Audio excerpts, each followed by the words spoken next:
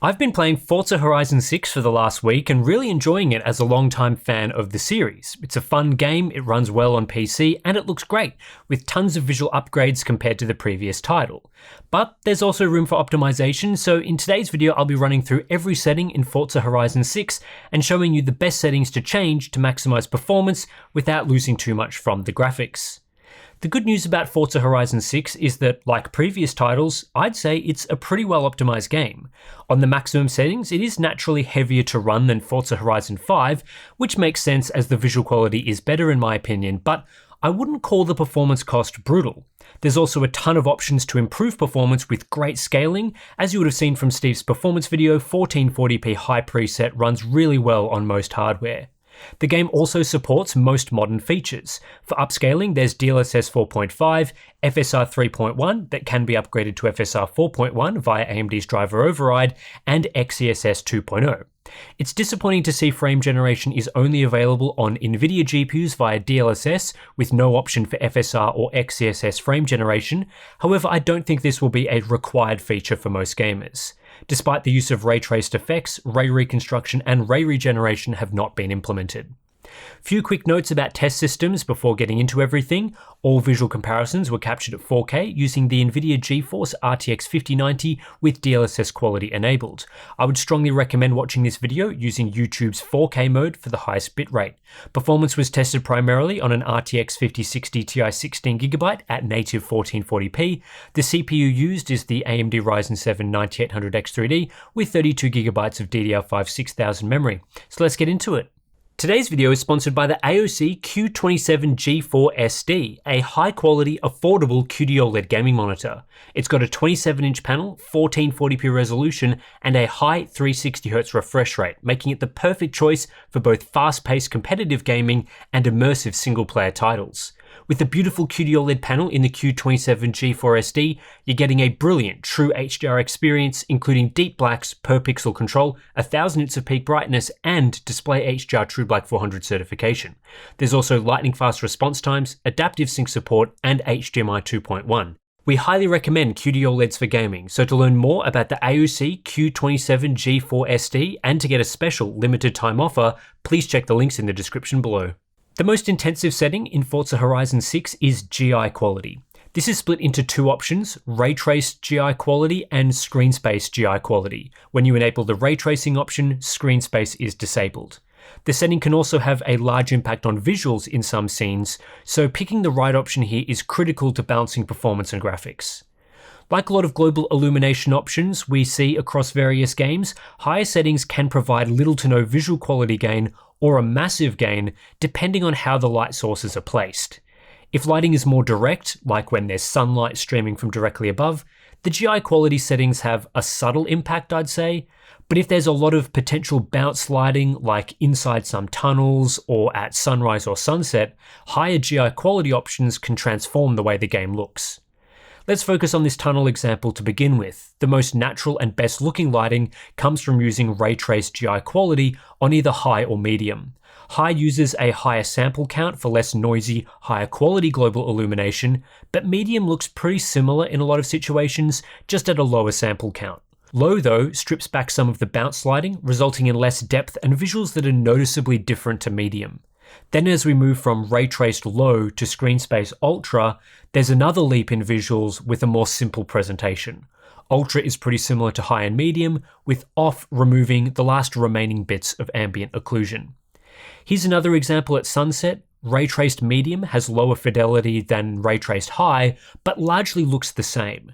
Low looks a lot less realistic, and in this scene, moving down to screen space options actually looks pretty similar to ray traced low. Ultra and high look quite similar, medium strips away some of the shadowing, then off removes even more. We see a similar phenomenon in this outdoor daytime scene, but it's less pronounced than looking at the sunset scene.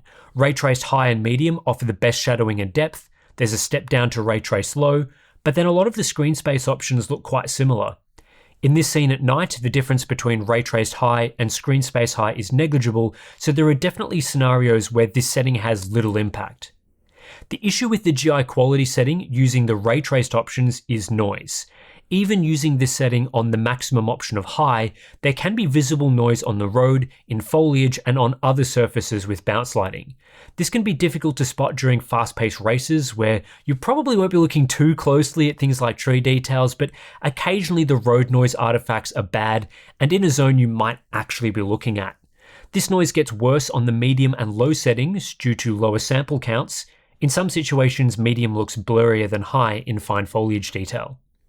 The solution to noise, if you find this annoying, is to disable Ray Trace GI quality and stick to the screen space option, which is largely free of this speckled noise, though of course this comes with a significant reduction to realism in some of the best case scenes. To determine which option is best, we'll need to explore performance. Ray Trace GI quality on high is extremely taxing, as dropping this setting to even Ray Traced medium improves performance by 33%. Using low instead of medium is a further 7% boost, or 43% relative to high. Then for the screen space settings, Ultra isn't significantly faster than Ray Traced low, improving performance by just 5% when not VRAM constrained. However, enabling Ray Trace GI on any setting uses over 1.5 GB of VRAM at 1440p, which seriously hurts performance on 8GB cards with insufficient resources. On those GPUs, instead of seeing a 5% boost from using screen space GI, you might see up to a 35% increase in performance, which makes it hard to justify using ray tracing on an 8GB model at all. Within the screen space options, there's a 5% boost going from ultra to high, and another 5% going from high to medium. Using high screen space GI compared to low ray trace GI improves performance by 10%, with a near 20% boost compared to medium ray trace GI. Based on what I've seen, I'd recommend several configurations depending on your hardware and performance requirements. If the game runs fine for you on the Extreme plus RT preset, using high ray trace GI, so the max setting, does reduce noise quite a bit, so it could make sense to use. However, for most people, the 33% performance boost using medium ray trace GI is the best choice, given it preserves the natural lighting of the high mode while running significantly better. If you still aren't satisfied with performance using medium RT, I don't see much point dropping it to low RT. Given how similar screen space high looks in a lot of situations, it's the next best configuration. That setting, relative to high RT, runs 57% faster, and yes, it's not as visually stunning, but it still looks great on that setting in my opinion. The other setting with ray tracing in Forza Horizon 6 is reflections quality, again split into two options. What's interesting about this game is ray tracing is not used for every single reflection when enabled. There is always a mixture of techniques being implemented, so even if you disable ray tracing entirely, you don't suddenly get awful car reflections.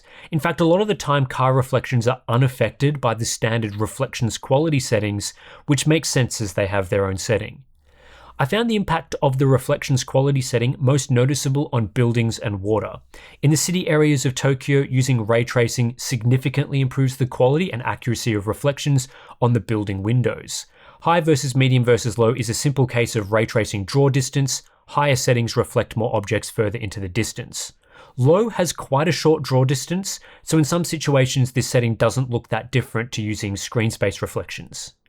Water quality sees more subtle improvements. It appears here that ray tracing is only used to improve water reflections that otherwise wouldn't be handled well with screen space techniques. In this scene, ray tracing has more accurate reflections and better handles reflections around the edges of the screen compared to the screen space modes, but even with screen space reflections quality in relatively modest modes like medium or low, you still get pretty great water reflections. It's not like that mode is overly noisy or horrible looking. Higher screen space options utilize a higher reflection resolution, which can appear slightly less noisy, and then turning down the setting to medium or low starts to remove some reflections entirely, like this reflection on the rear of the car.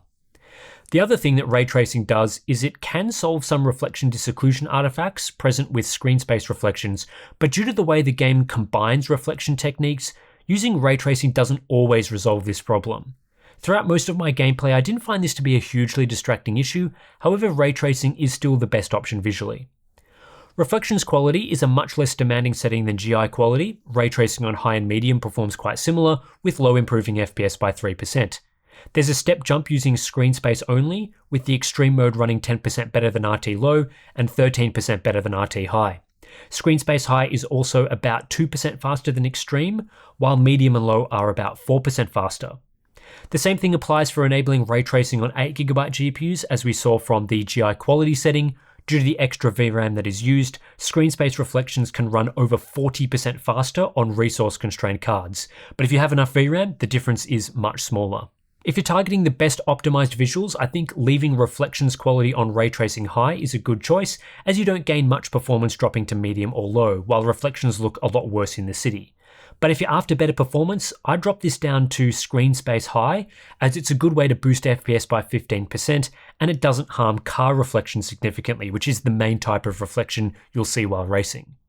What does impact car reflections is of course the car reflection quality setting.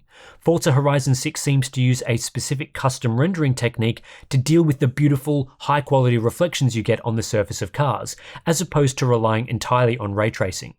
Ray tracing can improve close reflections in some specific scenarios, so disabling ray traced reflections quality can remove some car body reflections, but for the most part it appears as though the developers are utilizing real-time cube mapping to handle car reflections. What this setting changes visually is quite simple. On the body of cars, lower settings render blurrier reflections. There isn't too much difference between extreme, ultra and high, but the cutbacks begin using medium and low, where you'll spot lower resolution reflections. The very low setting removes most of the reflections. Mirror quality inside cars is broadly the same using all of the various options, so you can't get sharper or more detailed rearview mirrors on higher settings. However, if you use the low or very low options, these reflections become half rate, only updating every second frame. Performance-wise, this is not an overly taxing setting, so most people should stick with extreme. Even dropping all the way to medium only improved performance by 1%, which is hardly worth it. Low ran 3% faster than extreme, but again, this is not worth it given the significant visual cost on the main thing you'll be looking at throughout the entire game. Environment texture quality is another setting that has big performance ramifications on GPUs that don't have enough VRAM.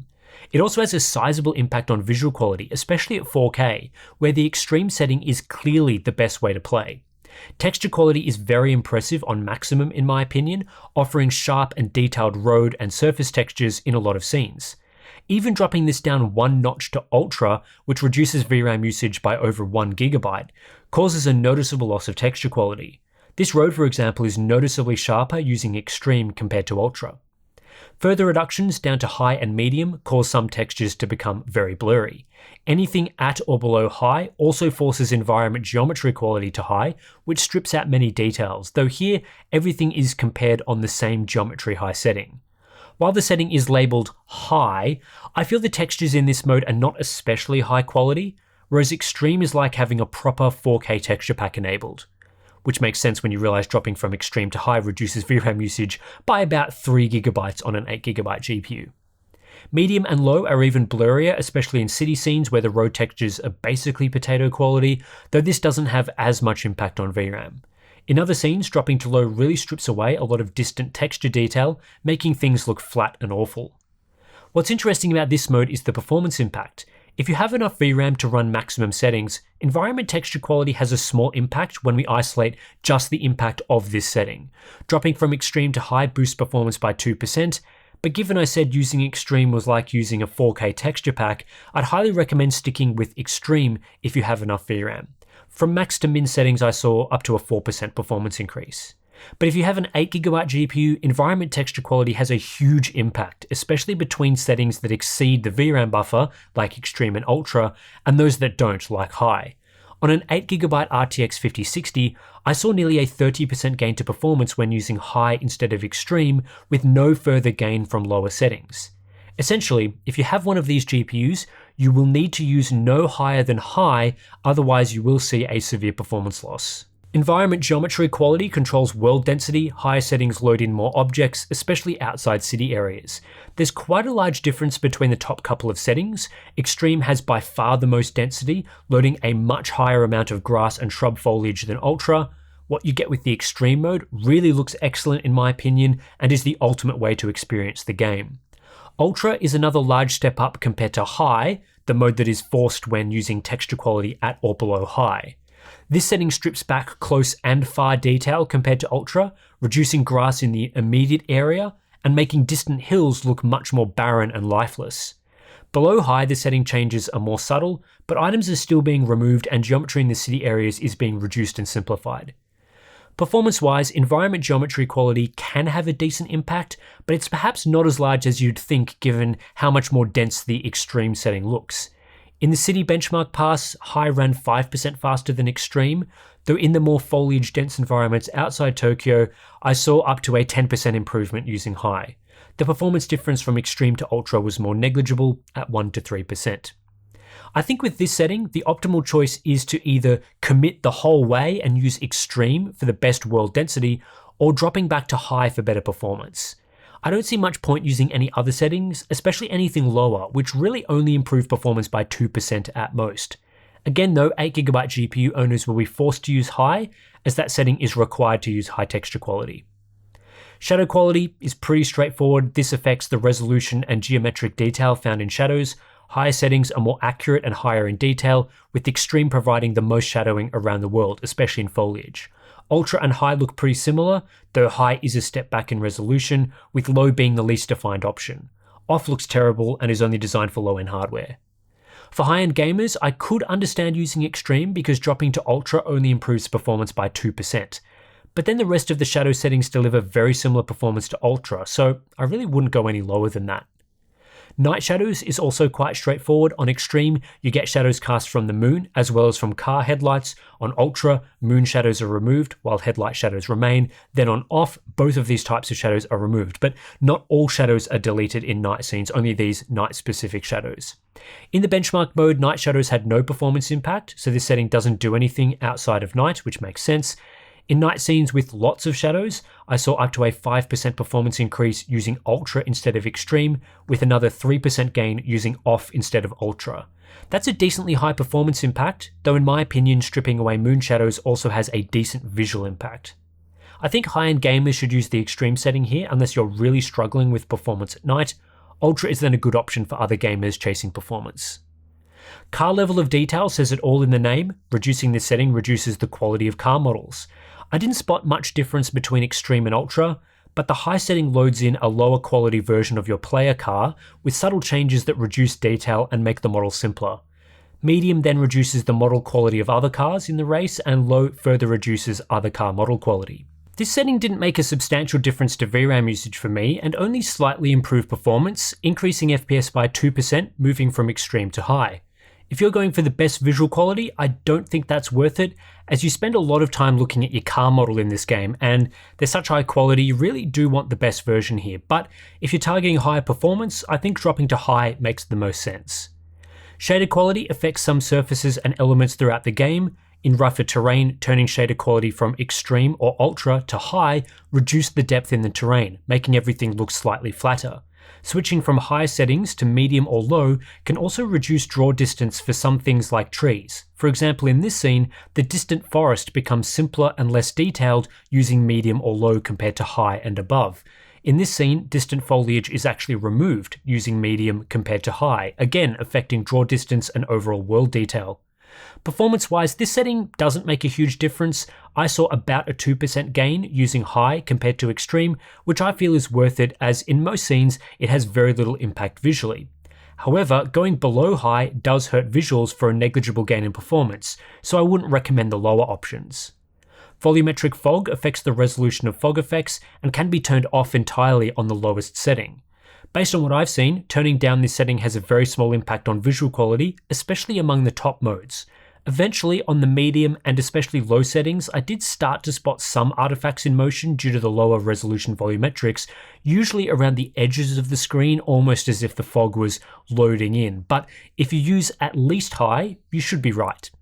Performance-wise, this setting does not have a huge impact. At most, I saw about a 1% performance improvement from the highest to lowest options, though there was a slight gain from using high relative to extreme, which I felt looked basically the same, so I'd recommend using high. Particle effects subtly changes the quality and amount of particles shown on screen, especially during the start of races with the pyrotechnics and so on. Turning this setting down reduces the particle count, and turning the setting all the way down to very low disables some of these effects entirely. Using the very low setting improved performance by 1 to 2%, but outside of that the performance impact was negligible, so you may as well keep this setting on ultra. Deformable terrain seems to make subtle changes to terrain quality when driving through snow and sand, stuff like that, with high quality options providing more depth. However, even when directly creating these terrain deformations, I saw no real impact to performance, so you can safely keep this on extreme. It might have a larger impact on older or slower GPUs, or maybe in specific scenes that I just didn't find for testing.